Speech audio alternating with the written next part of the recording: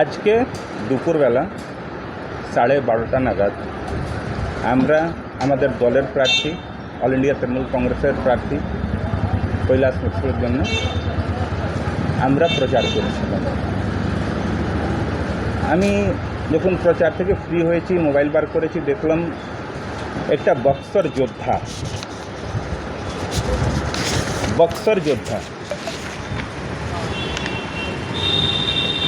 এই পেজ থেকে একটা আমার কাছে ফ্রেন্ড রিকোয়েস্ট আসে, একটা হে বলে লেখা আছে আর 5টে মিস কল। আমি এই অফিসেই বসেছিলাম, 5টে মিস কল। আমি জিজ্ঞেস করলাম, দেখুন আমি জিজ্ঞেস করলাম হ্যাঁ কোন, আবার ফোন আসে আমার কাছে ওই নম্বর থেকে। ওইখান থেকে জিজ্ঞেস করা হয় যে ভীম পান্ডে বল रहे हैं হিন্দিতে। আমি বললাম হ্যাঁ বলছি। ওইখান থেকে আমাকে বলা হয় যে অত লাফাচ্ছ কেন। আমি বললাম কী হয়েছে ভাই?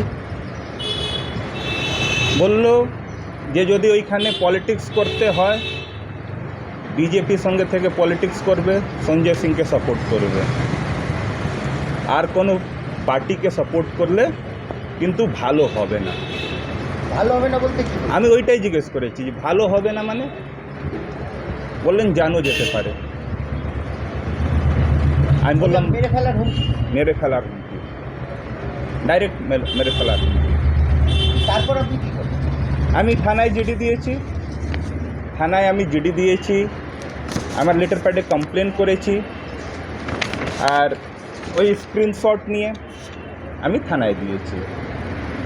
এছাড়া কি ইলেকশন কমিশনকে জানিয়েছেন না? হ্যাঁ জানাবো ইলেকশন কমিশনকেও জানাবো। পুলিশ কী বলেছে? পুলিশের কাজ করছে, বলছে আমরা ইনভেস্টিগেশন করছে। কারো কাছে যদি ফোন আসে এইরকম, আতঙ্কে থাকবে না। কি মনে হচ্ছে ফোনের পিছনে মানে মোটিভ কি আছে? মোটিভ তো সোজা ওরা বলছে যে পলিটিক্স করতে গেলে বিজেপির সঙ্গে থেকে পলিটিক্স করতে হবে, না হলে মরতে হবে। মানে কি চমকিয়ে বিজেপি করার হুমকি এটা। এক কথা কি বলা যেতে পারে টিএমসি করার জন্যই আপনি এটা হুমকিটা পেয়েছেন? এটাও বলতে পারেন আপনি। কোথাও না কোথাও ক্যান্ডিডেট তো কৈলাস মিশ্রা, আপনার কাছে ফোন এলো, মেইন আপনার সাথে কি সঞ্জয় সিংয়ের কিছু আছে? আমি আমার দলের হয়ে কাজ করছি। আমি হাবড়া জেলা তৃণমূল যুব কংগ্রেসের সহসভাপতি। আমি কৈলাসদার হয়ে প্রচার করছি।